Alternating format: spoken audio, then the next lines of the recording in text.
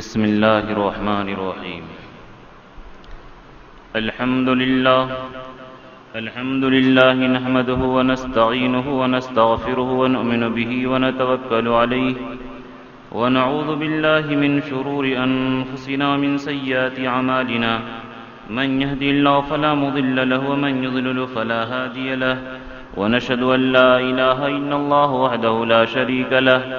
ونشهد أن سيدنا مولانا محمدا عبده ورسوله الذي أرسله بالحق بشيرا ونذيرا وداعيا إلى الله بإذنه وسراجا منيرا. أما بعد، فأعوذ بالله من الشيطان الرجيم. بسم الله الرحمن الرحيم. وجعلنا لكل أمة منسكا. صدق الله العظيم. وعن زيد بن أرقم رضي الله تعالى عنه قال: قال أصحاب رسول الله صلى الله عليه وسلم: يا رسول الله، ما هذه الأضاحي؟ قال: سنة أبيكم إبراهيم عليه السلام. قالوا: فما لنا فيها يا رسول الله؟ قال: بكل شعرة حسنة. قالوا: فالصوف لنا يا رسول الله؟ قال: بكل شعرة من الصوف حسنة، أو كما قال عليه الصلاة والسلام. رواه أبو داود. وعن عائشة رضي الله تعالى عنها قالت: قال رسول الله صلى الله عليه وسلم: ما عمل آدمي من عمل يوم النحر أحب إلى الله من إهراق الدم، وإنه ليأتي يوم القيامة بقرونها وأشعارها وأدلافها، وإن الدم ليقع من الله بمكان قبل أن يقع من الأرض، فطيب بها نفسا، أو كما قال عليه الصلاة والسلام. رواه الترمذي وابن ماجه. صدق الله العظيم وصدق رسوله النبي الكريم، ونحن على ذلك لمن الشاهدين والشاكرين، والحمد لله رب العالمین. میرے محترم بزرگ اور دوستو، ذی الحجہ کا مہینہ چل رہا ہے اور آج عرفہ کا دن ہے. آج کے روزے کی قیمت 2 سال کے روزے کے برابر ثواب، اور بعض روایت کے مطابق 1 سال اگلا اور 1 سال پچھلے کے ایک اگلا اور ایک پچھلا سال کے گناہ، یعنی 2 سال کے گناہ معاف ہو جاتے ہیں. یہ بڑی متبرک دن ہے اور اس کی فضیلت بھی بہت زیادہ آئی ہے. اور کل جو ہے یوم النحر ہے، بقرعید کا دن جس کو ہم لوگ کہتے ہیں. اور اللہ جیسا کہ میں نے خطبے میں یہ حدیث پڑھی کہ اللہ کے نبی صلی اللہ علیہ وسلم فرمائے، ترمذی اور ابن ماجہ کے اندر عائشہ رضی اللہ تعالی عنہا سے مروی ہے: ما عمل آدمی یوم النحر احب الی اللہ من احراق الدم، کہ کل، پرسو اور نرسو یعنی سنیچر، اتوار، سمار، روئے زمین پر جتنا عمل ہوگا ان تمام نیک عملوں میں سب سے زیادہ اللہ کو محبوب جو ہے وہ خون کا بہانا ہے، قربانی کا کرنا ہے. وَإِنَّ الدَّمَ لَيَقَعُ مِنَ اللَّهِ بِمَكَانٍ قَبْلَ أَن يَقَعَ مِنَ الْأَرْضِ فَطِيبُ بِهَا نَفْسًا. اور یہ زمین پر خون گرنے سے پہلے ہی اللہ تبارک تعالیٰ کے نزدیک یہ خون مقبول ہوتا ہے. قیامت کے دن اپنے بال کے ساتھ، اپنے خر کے ساتھ اور اپنے چمڑے کے ساتھ، یہ سب کے ساتھ حاضر ہوں گے. اس لیے اللہ کے نبی صلی اللہ علیہ وسلم فرمائے: فَطِيبُ بِهَا نَفْسًا، خوش دلی کے ساتھ کرو. لوگوں کو دکھلانے کے لیے نہیں کہ فلاں صاحب کیا کہیں گے کہ اس کے یہاں نہیں ہوا. اور نعوذ باللہ بہت سارے لوگ اپنے بکری کو گھماتے ہیں، لوگوں کو دکھاتے ہیں کہ 25,000 میں خریدے، 1 لاکھ میں خریدے، 70,000 میں خریدے. اپنے بکرا اور خرسی کو لوگ دکھاتے پھرتے ہیں. تو یاد رکھیے کہ جہاں جس عمل کے اندر ایک ذرا ریا، ایک ذرا دکھلاوا اگر آ گیا تو اللہ قیامت کے دن کہیں گے کہ جس کے دکھانے کے لیے تو کیا تھا اسی سے جا کے ثواب تو مانگ لے. اس لیے حدیث پاک میں ریا کو شرک اصغر کہا کہ من صلی یراء الناس فاشرک، کہ جو آدمی نماز پڑھتا ہے دکھلانے کے لیے تو گویا اس نے شرک کیا، حالانکہ نماز پڑھ رہا لیکن اللہ کے نبی فرمائے کہ اس نے شرک کیا، یعنی دوسرے کو شریک کر لیا، پارٹنر بنا لیا۔ اور ہم لوگ اپنی کسی چیز میں شرکت، جو اپنی ذاتی نجی چیز ہے اس میں شرکت گوارا نہیں کرتے، تو عبادت جیسا کہ درس قرآن میں ایاک نعبد کے ذیل میں چل رہا ہے، یہ تو صرف اللہ کے لیے ہے، تو پھر دکھلاوا نہیں ہونا چاہیے، جیسا کہ شہروں میں خاص طور پر اور بہت سارے لوگ اپنے قربانی کے بکرے کو لوگ دکھاتے ہیں، تعریف کرواتے ہیں، نعوذ باللہ فیس بک میں اور واٹس ایپ میں طرح طرح کے یہ بھیجنا، یہ پیسہ بھی برباد اور نیکی بھی برباد اور الٹا عذاب نہ ہو جائے۔ اس لیے ہم لوگ قربانی کی دعا میں کیا پڑھتے ہیں؟ ان صلاتی و نسکی، کہ میری نماز، میری قربانی، و محیایا و مماتی، میری زندگی، میری موت، للہ، یہ سب اللہ کے لیے ہے، لا اشرک بہ، میں اللہ کے ساتھ کسی کو شریک نہیں کروں گا۔ تو اس کا لوگ احتیاط کریں دکھلانے کے لیے۔ نعوذ باللہ آپ سے اکثر مخلص ہیں، لیکن بعض لوگوں کے عمل سے آپ بھی محسوس کرتے ہیں کہ سارے لوگوں سے تعریف کروانا، یہ کیا ضرورت ہے کہ میری بکری کے لوگ تعریف کریں؟ تو بہرحال اللہ کے نزدیک کل جو ہے پرسو اور نرسو، یہ 3 دن روئے زمین میں سب سے بہتر عمل ہے۔ اور جیسا کہ ابو داؤد شریف کے اندر روایت ہے کہ اللہ کے نبی سے صحابہ نے پوچھا ما ہادی الاضاحی یا رسول اللہ، کہ یہ قربانی کیا ہے اللہ کے نبی؟ تو اللہ کے نبی فرمائے سنت ابیکم ابراہیم علیہ السلام، یہ تمہارے باپ ابراہیم کی سنت ہے۔ حضرت تھانوی رحمت اللہ علیہ مستقل ایک کتاب ہی لکھے، تقریر کی ان کی ہے سنت ابراہیمی، صرف اس کے اندر حج اور قربانی ہی کے مسائل اور تقریر ہے، 32 جلدوں میں ان کی خطبات ہے جو میرے پاس موجود ہے۔ انہوں نے فرمایا کہ یہاں پر غور کیجئے کہ ابراہیم علیہ السلام کی سنت کیا تھی۔ سنت تو اس کو کہتے ہیں جس کو بار بار کیا جائے۔ ابراہیم علیہ السلام تو ایک بار بیٹا کو ذبح کیے اور وہ بھی دمبے کی شکل میں ہے، تو ابراہیم علیہ السلام کی اصل سنت معلوم ہوتی ہے دوسری آیت کریمہ میں، وَإِذْ قَالَ لَهُ رَبُّهُ أَسْلِمْ قَالَ أَسْلَمْتُ لِرَبِّ الْعَالَمِينَ، کہ جب ابراہیم علیہ السلام سے اللہ تعالیٰ نے فرمایا کہ اے ابراہیم اپنے آپ کو حوالہ کر دے، اپنے آپ کو سپرد کر دے، تو ابراہیم علیہ السلام فرمایا کہ اے رب العالمین میں نے اپنے آپ کو حوالہ کر دیا۔ تو قربانی کا اصل مقصد ہے اپنے خواہشات کو قربان کرنا، اپنے جذبات کو قربان کرنا، کہ جس طرح قربانی کے خون کو بہا کر کے گوشت کو حلال اور پاک کر لیے، طیب کر لیے، اسی طرح اپنے ناجائز خواہشات کا خون کر کے نفس کو اور روح کو پاکیزہ بنا دے۔ اگر یہ انسان روح کو پاک کر دیا تو اللہ نے کہا قد افلح من زکاہا، کہ وہ کامیاب ہو گیا جس نے اپنے نفس کو پاک کر لیا، وقد خاب من دساہا، اور جو شخص نفس کی گندگی میں، نفس کے دلدل میں پھنس گیا وہ ناکام اور نامراد اور ہلاک و برباد ہو گیا۔ اگر یہ انسان خواہشات کے خون کر دیتا ہے تو فرشتوں سے بھی اس کا مقام افضل ہو جاتا ہے،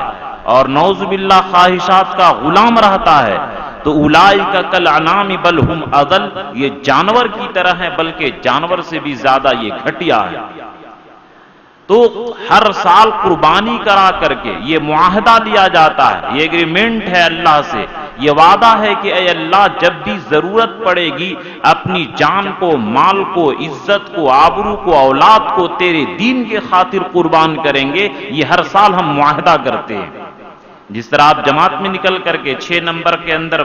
یا آپ مشق کرا جاتا ہے کہ نماز کا مقصد کیا ہے کہ ہماری زندگی صفت احسان پر آ جائے، کلمے کا تقاضا کیا ہے، کلمے کا مقصد کیا کہ غیر اللہ ہمارے دل سے نکل جائے، اللہ داخل ہو جائے، اسی طرح قربانی کا مقصد ہے کہ خواہشات کی غلامی سے نکل کر کے اللہ کی غلامی کے اندر داخل ہو جائیں، ناجائز خواہشات کو قربان کر کے اللہ کے لیے اپنی ہر چیز کو قربان کرنے والے بن جائیں، یہ تقاضا ہے، یہ مقصد ہے۔ تو ہم لوگ تھانوی رحمت اللہ علیہ فرماتے ہیں کہ چھری جو چلاتے ہو تو یہ سمجھو کہ یہ چھری اللہ کا حکم ہے، اور جانور جو ہے یہ تمہاری خواہشات اور مرغوبات ہے کہ جس طریقے سے نماز 50 وقت فرض ہوئی تھی لیکن معافی کے بعد ابھی بھی 50 وقت کی نماز کا ثواب ملتا ہے، اگرچہ 5 وقت پڑھتے ہیں، اسی طرح ہم جانور قربان کرتے ہیں لیکن جان قربان کرنے کا ثواب ملتا ہے، کیونکہ اللہ تعالیٰ نے ابراہیم علیہ السلام کو جان کا مطالبہ کیا تھا، وَفَدَيْنَاهُ بِذِبْحٍ عَظِيمٍ، اور اسماعیل علیہ السلام کے بدلے میں اللہ نے مینڈا کو دیا۔ تو گویا ہم اسی لیے حکم ہے کہ قربانی کے جانور عمدہ ہو، موٹا ہو، تگڑا ہو،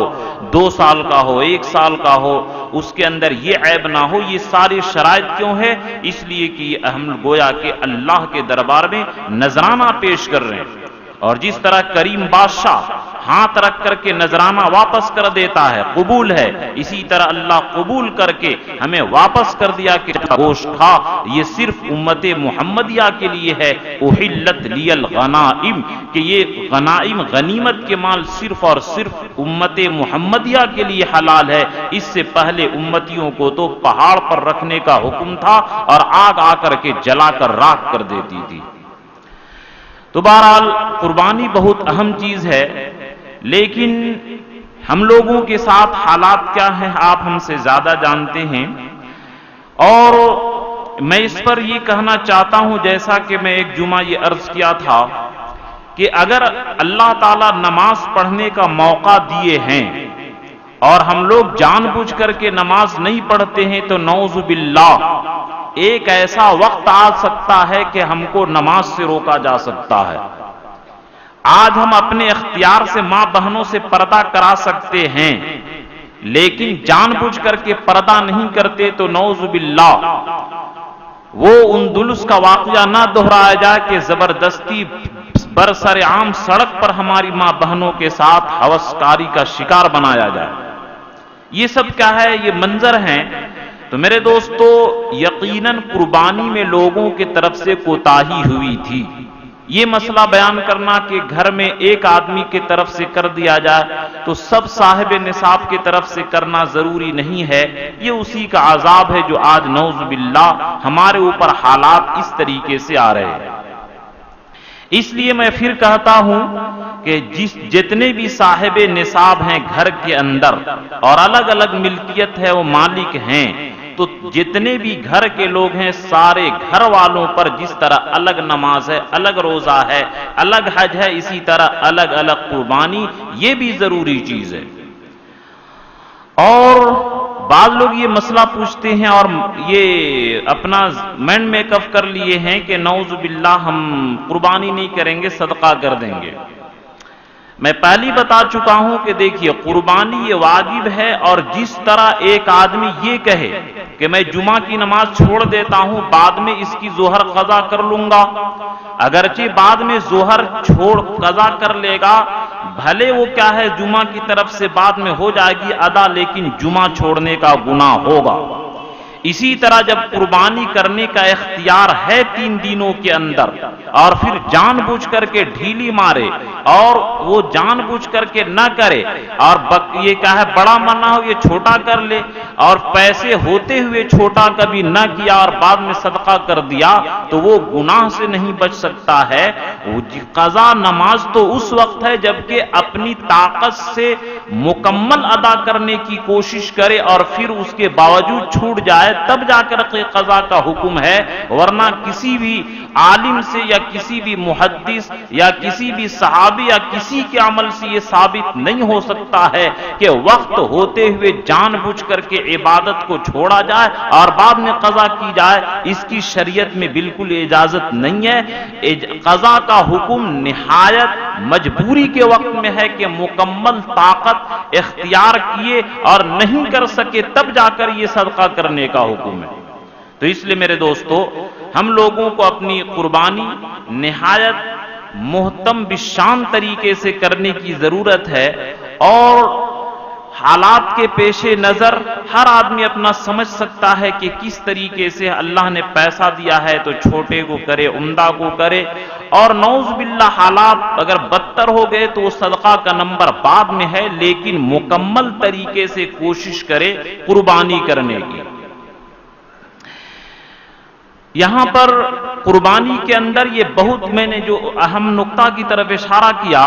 کہ جیسا کہ ابراہیم علیہ السلام کی اصل سنت تھی کہ ہر موقع پر اپنے نفس کو قربان کر دینا، اپنے آپ کو آگ میں ڈالے، بیوی بچہ کو چھوڑے، اسی طرح میرے دوستو یہ قربانی کا مقصد ہے اپنے نفس کی غلامی سے نکل کر کے اللہ کی غلامی کے اندر داخل ہو جانا۔ اور ان حالات سے آپ گھبرائیے نہیں۔ میں آپ کو واقعہ بیان کرتا ہوں کہ جب تاتاریوں نے بغداد کے اوپر نہایت جارحانہ حملہ کیا اور کروڑوں کی تعداد میں مسلمانوں کو ختم کر دیا، شہید کر دیا، ہلاکو خان کی بیٹی ٹہلتے ہوئے ایک مسجد کے قریب پہنچی اور دیکھے کہ یہاں پر لوگ ایک عالم ہیں اور ایک عالم کے سامنے کچھ مسلمان بیٹھے ہوئے ہیں۔ اس ہلاکو خان کی بیٹی نے کہا کہ اے عالم صاحب، میں سوال کرنا چاہتی ہوں کہ اللہ ایک ہے یا نہیں؟ بولے بالکل اللہ ایک ہے۔ اللہ جس کو چاہتا ہے غالب کرتا ہے یا نہیں؟ فرمائے کہ بالکل اللہ جس کو چاہتا ہے غالب کر دیتا ہے، جس کو چاہتا ہے مغلوب کر دیتا ہے۔ وہ پوچھی کہ یہ بتائیے کہ آج مسلمان مغلوب اور ہم غیر مسلم غالب ہیں یا نہیں ہیں؟ تو فرمایا بالکل ایسا ہی ہے کہ آج ہم مغلوب ہیں اور آج ہمارے جو دشمن ہیں وہ غالب ہیں۔ ہلاکو خان کی بیٹی کہی کہ اب بتائیے کہ اللہ ہم کو عزت دیے اور تم مسلمانوں کو ذلیل کیے یا نہیں؟ اس عالم صاحب نے کہا کہ نہیں، ایسا نہیں ہوا ہے، اللہ تعالیٰ مسلمانوں کو ذلیل نہیں کیے اور ہمارے دشمن کو عزت نہیں دیے۔ فرمایا کہ یہ ایسا کیسے ہوا؟ تو اس عالم صاحب نے کہا کہ تمہارے یہاں جو بکری کا ریوڑ ہوتا ہے، بکری کا جو ریوڑ ہوتا ہے اور اس کے پیچھے حفاظت کے لیے کتے بھی ہوتے ہیں، شکاری کتے، اگر کوئی ریوڑ سے بکری بھاگ جائے تو کتے کو تم لوگ چھوڑ دیتے ہو اور وہ کتا اس بکری کے پیچھے لگا رہتا ہے یہاں تک کہ دوبارہ ریوڑ کے اندر داخل ہو جائے۔ تو اسی طریقے سے ہم لوگ اللہ کے بندے ہیں، ہم لوگ شریعت محمدی کے ریوڑ سے نکل چکے ہیں۔ اللہ تعالیٰ نے تم کتوں کو ہم پر مسلط کر دیا اور یاد رکھو کہ ہم کو تم کو ہمارے پیچھے اس وقت تک اللہ مسلط رکھیں گے جب تک کہ ہم دین محمدی کے ریوڑ میں داخل نہ ہو جائیں۔ تو اسی طریقے سے میرے دوستو آج ہمارے دشمن، ہمارے مخالفین، یہ ہم لوگوں مسلمانوں کی ذلت کی وجہ سے اللہ تعالیٰ مسلط نہیں کیے، یہ ہم کو دین محمدی میں واپس لانا چاہتے ہیں، لیکن افسوس ہے کہ حالات اتنے بد سے بدتر ہونے کے باوجود آج فجر کے اندر کتنے نمازی رہتے ہیں۔ ہر ایک آدمی جو نماز پڑھتے ہیں وہ دیکھ لیں کہ جمعہ میں کتنی تعداد ہے اور فجر میں کتنی تعداد ہے۔ ایک عیسائی نے مولانا طارق جمیل صاحب دامت برکاتہم مبلغ اسلام سے کہا کہ اگر مسلمانوں کی فجر کی تعداد وہ ہو جائے جو جمعہ میں ہوتی ہے تو پوری دنیا میں اسلام کی حکومت رہے گی۔ تو میرے دوستو ان کتوں کو ہمارے پیچھے چھوڑا گیا اور یاد رکھیے اس وقت تک چھوڑا جائے گا، اس وقت تک یہ ہمارا پیچھا کریں گے جب تک کہ ہم دین محمدی کے اندر، شریعت محمدی کے اندر واپس نہ آ جائیں۔ اور قربانی کا مقصد یہی ہے، ہم اقرار کرتے ہیں وَمَحْيَايَ وَمَمَاتِي لِلَّهِ رَبِّ الْعَالَمِينَ کہ میری زندگی، میری موت اللہ کے لیے ہے، میں تمام خواہشات کو قربان کر دیا، نہ غلط دیکھوں گا، نہ غلط سوچوں گا، نہ غلط کماؤں گا، نہ غلط خرچ کروں گا، نہ غلط خواہشات کو پوری کروں گا۔ اللہ نے خواہشات پوری کرنے سے منع نہیں کیا، نکاح کرو، کماؤ، کھاؤ، پیو، لیکن حرام کاری نہ کرو، حرام نہ کماؤ، گبن نہ کرو، گھوٹالا نہ کرو، دوسرے کے مال پر حملہ نہ کرو، جائز طریقے سے کماؤ، جائز طریقے سے خرچ کرو، حلال کھاؤ، حلال طریقے سے جنسی تسکین کرو، اس کے اندر بھی صدقہ کا ثواب، لیکن تھوڑی دیر کے لیے اے میرے بندو وَأَمَّا مَنْ طَغَىٰ وَآثَرَ الْحَيَاةَ الدُّنْيَا فَإِنَّ الْجَحِيمَ الجحیم ہی الماوا، کہ جو سرکشی کرے گا اور نفس کا غلام بنا رہے گا اس کا ٹھکانہ جہنم ہے۔ وَأَمَّا مَنْ خَافَ مَقَامَ رَبِّهِ وَنَهَى النَّفْسَ عَنِ الْهَوَىٰ فَإِنَّ الْجَنَّةَ هِيَ الْمَأْوَىٰ، اور جو شخص رب کے سامنے حاضری دینے سے ڈر رہا ہے اور اپنے خواہشات کو روک لیا تو جنت اس کے لیے آلات اور مقرر اور رجسٹریٹ ہے، اس کو جنت میں داخلی سے کوئی نہیں روک سکتا ہے۔ مولیا صاحب رحمۃ اللہ علیہ سے ایک آدمی نے پوچھا کہ حضرت جنت میں جانے کا کیا طریقہ ہے؟ حضرت مولانا الیاس صاحب رحمۃ اللہ علیہ فرمائے کہ ایک قدم نفس کے اوپر رکھو اور دوسرا قدم جنت میں رکھو۔ نفس کے اوپر قدم کو رکھ دیے تو جنت میں داخلہ ہو جائے گا۔ وَأَمَّا مَنْ خَافَ مَقَامَ رَبِّهِ وَنَهَى النَّفْسَ عَنِ الْهَوَىٰ فَإِنَّ الْجَنَّةَ هِيَ الْمَأْوَىٰ وَقَدْ خَابَ مَنْ دَسَّاهَا، اور نفس کی غلامی کے اندر ہم پڑ گئے تو پھر ہمیں ناکامی، بربادی، تباہی، ذلت یہ رکھی ہے، اس سے پھر کوئی روک نہیں سکتا ہے۔ تو یہ قربانی کا پیغام ہے کہ تم جو خون بہا دیتے ہو، اپنے ناجائز خواہشات کے خون بہائے یا نہیں بہائے، تم جانور کو قبلہ کے رخ کیے، تم اپنا رخ اللہ کی طرف کیا کہ نہیں کیا، تم نے جانور کو رسی سے باندھ دیا لیکن تم اپنے آپ کو خدا کے سامنے سپرد کیے کہ نہیں، اپنے نفس کے اوپر لگام لگائے کہ نہیں، یہ قربانی کا ہر سال پیغام ہے۔ اور اسی نفس پرستی کو اللہ تعالی ختم کروانا چاہتے ہیں، اور اللہ کی اطاعت کے لیے کہ جس طرح ہم نماز کے اندر جن کاموں کا حکم ہے کرتے ہیں اور جن کاموں سے منع ہے ان کاموں سے رک جاتے ہیں، اسی طرح نماز کی باہر والی زندگی ہو، اسی طرح قربانی والی زندگی ہمیشہ ہمیش کی ہو، تو اللہ تبارک تعالی ہمیں دنیا اور آخرت دونوں جہاں کے اندر کامیابی عطا فرمائیں گے، یہ اللہ کا وعدہ ہے۔ اور ہمارا مشاہدہ ہے کہ صحابہ خود فرماتے تھے کن اذل قومی، ہم لوگ نبی کے دامن تھامنے سے پہلے ذلیل لوگ تھے، فعزنا اللہ بالاسلام، اللہ نے ہمیں اسلام کے ذریعے عزت دیا، فمہما نطلب العزہ بما دونہ اذلنا اللہ، کہ اب اگر ہم لوگ اسلام کے علاوہ دوسری چیز سے عزت تلاش کریں گے اللہ پھر ہمیں ذلیل کر دیں گے۔ تو میرے دوستو، کامیابی صرف اسلام کے اطاعت میں ہے، نفس کی قربانی میں ہے، اور اسی قربانی اس کا مقصد ہے۔ چونکہ وقت زیادہ نہیں، میں اشارہ کے طور پر بیان کر دیا۔ اور آج یوم عرفہ ہے، بہت سارے ایک واٹس ایپ پر ایک صاحب نے بھیجا کہ فیصلہ کن تحقیق کہ 8 ذی الحجہ جمعرات کو ہندوستان اور دیگر ممالک کے لوگ عرفہ کے روزہ رکھیں۔ اس کے بارے میں میں ذہن کو صاف کر دینا چاہتا ہوں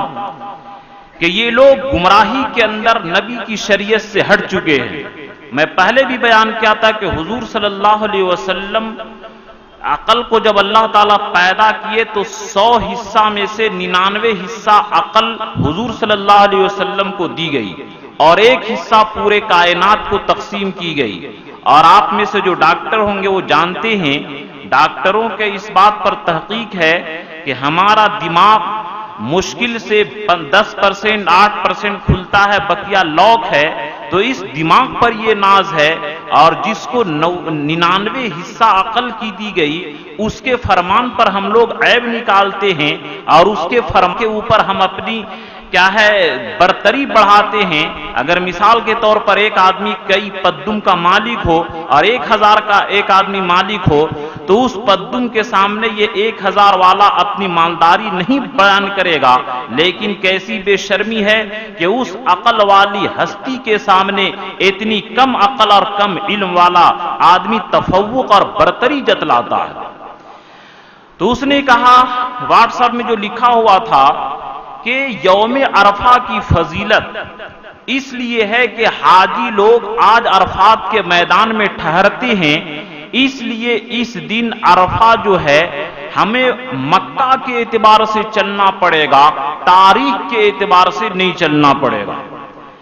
تو میرے دوستو، سب سے پہلے بنیادی چیز پر غور کیجئے کہ اللہ نے چاند کے جو مقصد کو بیان کیا، مواقیت للناس والحج، کہ یہ چاند جو ہے لوگوں کے لیے ٹائم ٹیبل بتانے کا ذریعہ اور حج کو بتانے کا ذریعہ ہے، للناس کا لفظ استعمال کیا یعنی پوری کائنات کے لیے۔ اس آیت کریمہ سے دلالت النص کے طور پر یہ بات ثابت ہوتی ہے کہ جس طریقے سے ہر جہاں کے لوگ الگ الگ خطے میں ہیں، اسی طرح ان کا مطلع غروب ہونا، طلوع ہونا، ان کے دن رات ان کے حساب سے چلے گا۔ للناس کے تمام لوگوں کے لیے چاند وقت بتانے کا آلہ اور ذریعہ ہے، ٹائم ٹیبل بتانے کا ذریعہ ہے۔ یہ للناس کا لفظ استعمال کر کے ان لوگوں کی غلط فہمی کا ازالہ کر دیا۔ اور یہ جو کہنا کہ عرفات صرف حاجی کے ٹھہرنے کی وجہ سے عرفہ کہا جاتا ہے، البدایہ والنہایہ کے اندر حدیث سے یہ 3 قول فقہا کے نقل کیے ہیں کہ عرفہ کے معنی آتے ہیں پہچاننے کے۔ ایک وجہ عرفہ کہنے کی یہ ہے کہ ابراہیم علیہ السلام کو 8 تاریخ میں خواب دکھلایا گیا تھا، تو ابراہیم علیہ السلام کو شک تھا پتہ نہیں ذبح کریں کہ نہ کریں، لیکن 9 ذی الحجہ کو جب خواب دکھلایا گیا تو ابراہیم علیہ السلام کو یقین ہو گیا کہ یہ اب یقینی حکم ہے، تو ذبح اسماعیل کا حکم یقینی طور پر جان لیا گیا تھا، اس لیے ایک وجہ عرفہ کہنے کی یہ ہے۔ دوسری وجہ محدثین یہ بیان کرتے ہیں کہ حضرت جبرائیل علیہ السلام آ کر کے اس ابراہیم علیہ السلام کو مناسک حج کے مسائل سکھلائے تھے، اس لیے اس کو عرفہ کہا جاتا ہے۔ تیسری وجہ کہ حضور یہ حجاج کرام عرفات کے میدان میں ٹھہرتے ہیں، اس لیے اس کو عرفہ کہا جاتا ہے۔ تو یہ وہ 3 وجوہات بیان کیے ہیں، لہذا یہ کہنا کہ عرفہ صرف حاجی کے عرفات میں ٹھہرنے کی وجہ سے ہوتا ہے، یہ ان کی غلط فہمی ہے۔ اب یہاں پر جب حدیث میں یوم عرفہ کا لفظ ہے تو پھر عرفہ کے دن سے تکبیر تشریق کہنے کا بھی حکم ہے۔ اگر آپ 8 تاریخ کو عرفہ مانتے ہیں تو تکبیر تشریق 5 دن کے بجائے 6 دن کہنا پڑے گا، 23 نمازوں کے بجائے 28 نمازوں کے اندر کہنا پڑے گا۔ اور جب یوم النحر مکہ میں 9 تاریخ کو ہوتی ہے تو قربانی ان لوگوں کو آج ہی کر لینا چاہیے تھا۔ جب عرفہ وہ کل مانتے ہیں تو قربانی ان کو آج ماننی چاہیے تھا، کیونکہ یوم النحر کا لفظ استعمال کیا ہے اور یوم النحر آج مکہ میں آج ہے، تو یہاں بھی ان لوگوں کو منانا چاہیے تھا، آج ہی کرنی چاہیے تھی قربانی۔ اور یہ بھی عقل کی بات ہے کہ یوم النحر اور یوم عرفہ میں گیپنگ جو ہوتا ہے وہ 1 دن کا ہوتا ہے، 2 دن کا نہیں ہوتا ہے۔ اگر 8 تاریخ کو عرفہ مانتے ہیں اور 10 تاریخ کو یوم النحر مانتے ہیں تو 2 دن کی گیپنگ ہو گئی، جو شریعت کے بالکل خلاف ہے، عقل کے خلاف، اور بالکل ہر ایک چیز سے یہ خلاف ہے۔ اس لیے ان کو یہ کہنا یہ جہالت پر مبنی ہوگی کہ صرف حاجیوں کے عرفات کی وجہ سے یہ روزہ ہے اس لیے 8 کو رکھیں گے، اس وجہ سے تو کیا ہوگا، یوم عرفہ میں اور یوم النحر کے اندر 2 دن کی گیپنگ ہو جائے گی، جو عقل کے اعتبار سے اور شریعت کے اعتبار سے دونوں اعتبار سے خلاف ہے، غلط ہے، بالکل یہ محمل ہے، اس کا کوئی اعتبار نہیں کیا جائے گا۔ پھر ایک بات یاد رکھیے کہ اللہ بڑے رحیم ہیں، اللہ بڑے غفور ہیں، اور اگر یہ بات ہوتی تو اللہ کے نبی صاف کہہ دیتے کہ سارے لوگوں کو عرفات کے دن کے اعتبار سے کرنا ہے، اور یہ روزے تو پہلے ہی سے رکھے جاتے ہیں، اس کی فضیلت ہے۔ حج تو اخیر زمانے کے اندر فرض ہوا ہے، حج فرض تو اللہ کے نبی ایک ہی فرمائے ہیں، وہ تو سن 10 ہجری کے اندر ہوا ہے، تو اس سے پہلے ہی روزہ رکھنے کی فضیلت ہے، وہ 9 ذی الحجہ کے اعتبار سے، والفجر ولیال عشر کہ عشر سے مراد یہی ذی الحجہ کے پہلے 10 دن ہیں۔ اور اس سے خرابی ایک لازمی آئے گی کہ آج تو مان لیا کہ فون کا زمانہ ہے، معلوم ہو جاتا ہے کہ آج وقوف عرفہ ہے، لیکن اس سے پہلے 20 سال پہلے تک پتہ نہیں چل پاتا تھا۔ 25 سال پہلے تک نہیں پتا چل پاتا تھا، تو کیا نعوذ باللہ 1400 سال تک لوگ گمراہی کے اندر تھے، جب نبی کا فرمان ہے خیر القرون قرنی ثم الذین یلونہم ثم الذین یلونہم، میرا زمانہ بہترین زمانہ ہے، نبی کے زمانہ خیر القرون تابعین اور تبع تابعین یہ گمراہی پر نہیں ہو سکتے ہیں، یہ ہم سے زیادہ عمل میں اچھے تھے، اگر یہ عمل یہ ہم دسیسہ کاری کرتے ہیں، یہ منطق چلاتے ہیں، تو ان اکابرین کا عمل بالکل غارت میں چلا جائے گا، ان کا عمل پانی کے اندر چلا جائے گا، ان کا عمل بیکار ماننا لازم آئے گا۔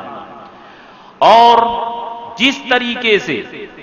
نماز کے اوقات میں، روزہ کے اوقات میں، عید کے دن میں اپنے مطلع اور اپنے چاند کا اعتبار کرتے ہیں، مواقیت جمع کا لفظ ہے، موقت کے جمع کا لفظ ہے کہ اس سے یہ پتا چلتا ہے کہ ہر عبادت میں اپنے مطلع کا اعتبار کرنا ہوگا،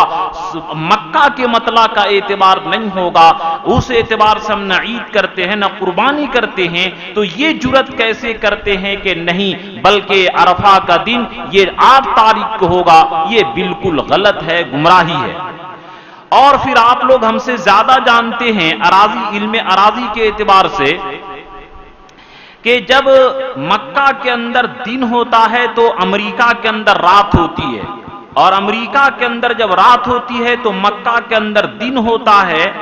اگر یہ مانا جائے کہ عرفات اسی دن ہوگا جس دن حاجی قیام کرتے ہیں عرفہ کے اندر، تو ان ممالک کے اندر جہاں پر رات ہوتی ہے اور مکہ میں دن ہوتا ہے، قیامت تک کے لیے ہمیشہ وہ عرفات کے دن سے محروم رہیں گے، جبکہ رب تمام لوگوں کو یہ عرفات کا موقع دینا چاہتے ہیں۔ عرفہ کے روزہ کا یہ برکت تمام کائنات کے لیے ہے، صرف کسی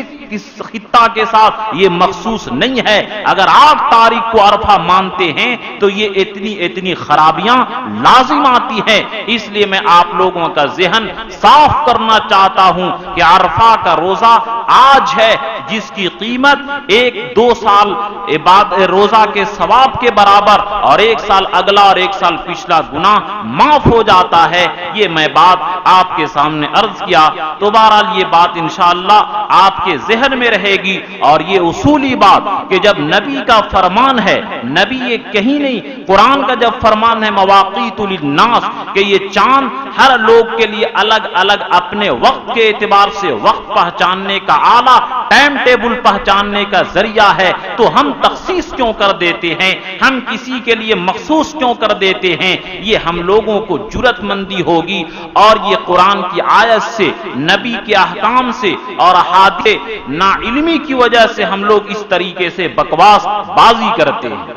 تو بہرحال میرے محترم بزرگوں اور دوستو، جیسا کہ شروع جمعہ جب بیان چل رہا تھا قربانی کا، تو میں نے کہا تھا کہ یہ 10 ذی الحجہ، یہ 9 تا 10 ذی الحجہ یہ بڑے قیمتی دن ہے، رمضان کے بعد سب سے افضل دن ہے۔ علماء نے لکھا ہے کہ سب سے افضل مہینہ تو رمضان کا ہے، لیکن آج کا یہ بڑا افضل مہینہ ہے، یہ افضل دن ہے۔ اور آج کے دن کے بارے میں ایک روایت پچھلے جمعہ آپ کو سنایا تھا کہ جو شخص عرفہ کے دن اپنی زبان کی حفاظت کرے، اپنے کان کی حفاظت کرے، اپنے آنکھ کی حفاظت کرے، تو اس کے گناہ معاف ہو جاتے ہیں۔ اور قربانی بھی خوش دلی کے ساتھ کیجیے، کیونکہ حدیث کا فرمان ہے،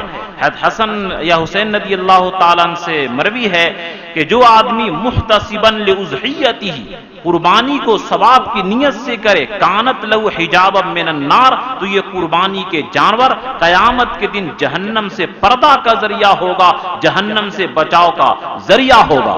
تو بہرحال یہ چند باتیں آپ کے سامنے میں نے عرض کیا۔ اور قربانی کے بارے میں بعض لوگ جو غریب ہوتے ہیں، غریبوں کے لیے ایک بڑا عمدہ پیغام، کہ ابھی ابو داؤد شریف کا میں مطالعہ کر رہا تھا، تو بڑی ایک اچھی حدیث، وہ لوگ جو غربت کی وجہ سے بیچارے قربانی نہیں کر پاتے ہیں، استطاعت نہیں ہے، نہیں کر پائے، ابو داؤد شریف کے اندر ایک روایت ہے، حدیث کا مفہوم ہے حضرت عبداللہ ابن عمرو ابن عاص رضی اللہ تعالیٰ عنہ سے، کہ جو شخص، ایک صحابی آئے اور انہوں نے کہا کہ اے اللہ کے رسول، میرے پاس صرف ایک گائے دودھ دینے والی جانور ہے، اگر میں اس کو کر دوں تو میں بھوک مروں گا، تو اللہ کے نبی فرمائے کہ نہیں، اس کا مت کر۔ اور تسلی دیے کہ جو آدمی غریب ہے، فقیر ہے، محتاج ہے، نہیں کر سکتا ہے اپنی غربت کی وجہ سے، تو نماز کے بعد، بقرعید کی نماز کے بعد اپنا سر کا بال کٹوا لے، اپنا موش کتروا لے، ناخن کاٹ لے، اور اپنے منہ زیر ناب جو پوشیدہ بال ہوتے ہیں ان کی صفائی کر لے، تو اس کو بھی قربانی کا ثواب ملے گا۔ یہ اللہ کے نبی نے غریبوں کے لیے بے انتہا یہ خوشخبری دلائی ہے، یعنی اللہ کی رحم و کرم دیکھیے کہ غریبوں کو اللہ تعالیٰ مایوس نہیں ہونے دیے کہ جو لوگ چاہے مرد ہوں یا عورت ہوں، تو وہ عورت کو تو بال کاٹنے کا حکم نہیں ہے، لیکن اور ان کے مجھ بھی نہیں، ناخن وغیرہ وہ بھی کر سکتے، وہ بھی ثواب حاصل کر سکتے ہیں۔ تو بہرحال غریبوں کے لیے ایک بڑی عمدہ پیغام کہ اس طریقے سے وہ لوگ کریں تو نہایت ان کے لیے متبرک موقع ہے کہ بھلے وہ ثواب نہیں ملے گا جو قربانی کا ہے۔ کائنات میں تو جس طریقے سے گلاب کا خوشبو گلاب کے پھولی سے آ سکتا ہے، دوسری چیز سے نہیں، کروڑوں روپیہ سے نہیں، اسی طرح جو ثواب ہے وہ نہ ملے لیکن بہرحال کچھ نہ کچھ تو ملے گا۔ جس طرح ہم لوگ قربانی کرنے والے نہیں کاٹتے ہیں بال ناخن کو تاکہ عرفات کے میدان میں جو حاجیوں پر برکت نازل ہوگی اس کا کچھ چھیٹا رحمت کا ہم لوگوں پر پڑ جائے، اس لیے ہم لوگ نہیں کاٹتے ہیں۔ اسی طرح جو لوگ غریب ہیں اور نہیں کر سکتے ہیں ان کے لیے بڑا عمدہ پیغام کہ سر کے بال کو کٹا لیں، ناخن کٹا لیں تو ان کے لیے بھی ہوگا، اور مکمل احتیاط کے ساتھ کہ کسی طرح فتنہ فساد نہ ہو، مکمل صفائی کے ساتھ، اور جماعت اول وقت میں پڑھیں اور نگرانی کی جماعت کے کسی طریقے سے بے احتیاطی نہ ہو، اور یہ ساری چیزوں کے ساتھ قربانی کریں۔ اللہ ہم سبوں کو اس قربانی امن و امان سے کرنے کی توفیق عطا فرمائے، آمین وآخر دعوانا الحمدللہ رب العالمین۔ اور ایک بات یہ بھی ہے کہ جتنے بھی اجنبی لوگ ہوں گے مانگنے والے اس سال بالکل کسی کو بھی نہیں دیں گے، اجنبی لوگوں کو بالکل گوشت نہیں دیں گے، صرف اپنے جان پہچان قریبی رشتہ دار پڑوسیوں کو دیں۔ اور نماز 7:15 بجے ہوگی اس مسجد میں انشاءاللہ، مسجد قاسم میں بقرعید کی نماز 7:15 بجے ہوگی۔